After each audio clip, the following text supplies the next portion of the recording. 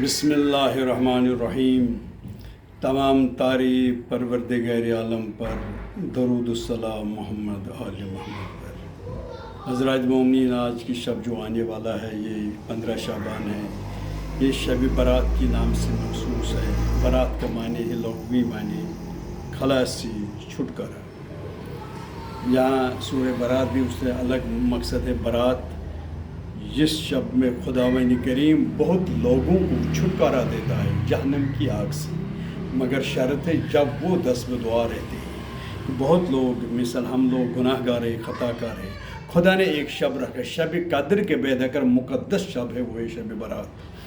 کوئی لوگ مانے نہ مانے وہ الگ بات ہے۔ شب برات خداوند کریم قسم کھاتا ہے جو بھی ہاتھ اٹھے کہ میں خالی نہیں کروں گا۔ جو بھی اگر جوانی کی غفلت سے، دولت کی غفلت سے فراموش ہو، آج شب یاد کرے کیوں خدا کریم ہے، وہ رحیم ہے، وہ اپنا بندہ نہیں چھوڑتا، وہ اپنا بندہ جہنم کی طرف جانے نہیں دیتا، وہ کوشش کرتا ہے۔ اگر آج اس نے یہ شب رکھا، آج دعا کرو میں آپ کو تمام گناہ بخشوں گا، میں آپ کو آزادی دوں گا، ظلمات سے نکالوں گا، نور کی طرف لے جاؤں، مگر دعا ہے وسیلہ بہتر ہے۔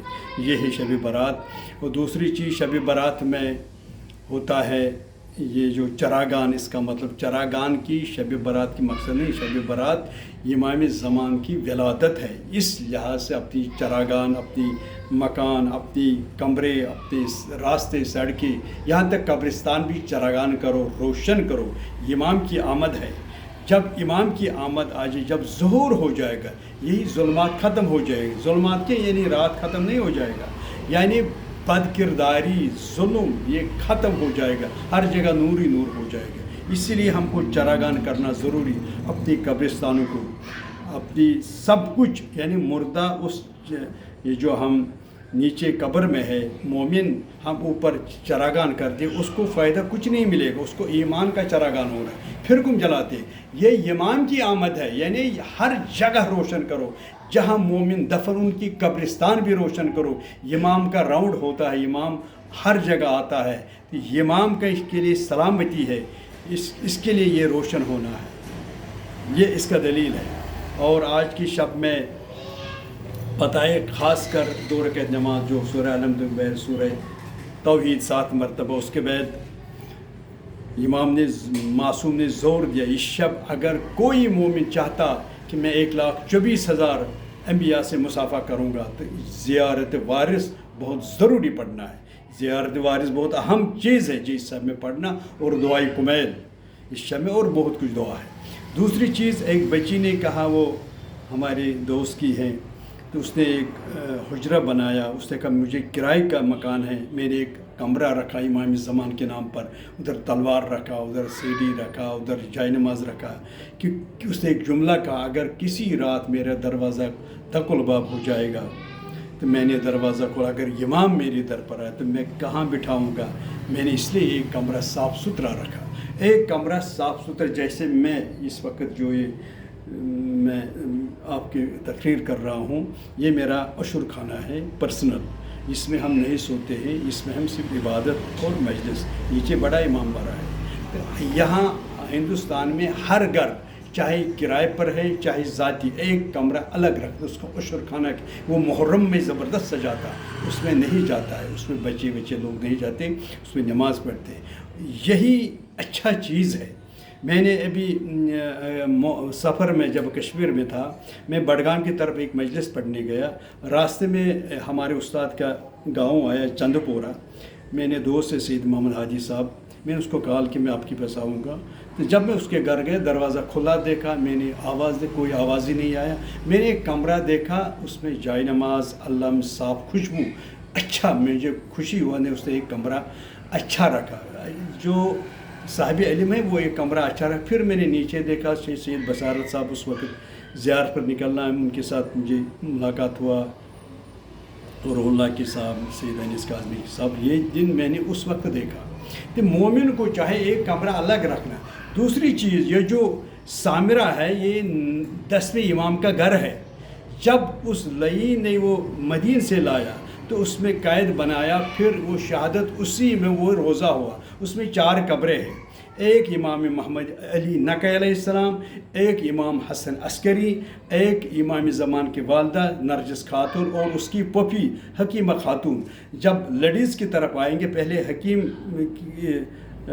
हकीमा खातून की कब्र मिलेगा। ये 4 उसको सामरा कहती है। उसमें सरदाब है, नीचे कुछ सीढ़ियाँ नीचे जाना इमाम का मुकाम, उसको सरदाब कहती है। ये जो इमाम है ये कायनात का इमाम है। आज का शब फरामोश नहीं करना। ये मेरी किताब है, मैं अपनी तरफ से नहीं कि ये तोहफ़तुल अवाम है। इसमें 6 मुज्तहिदों का जिसमें मोहर है, जिसमें ये वाक़ा है 6 मुज्तहिद का मोहर है। देखो, सैयद आयतुल्लाह अली सिस्तानी साहब, सैयद आगा सैयद रूहुल्लाह मूसवी खुमैनी, आका सैयद अबुल कासिम और वगैरह ज़ारे के 6 मुज्तहिदों ये किताब। हम अपनी तरफ से नकल नहीं करते, हवा में बात करता। इसमें शब बारात की बहुत ताकीद की है।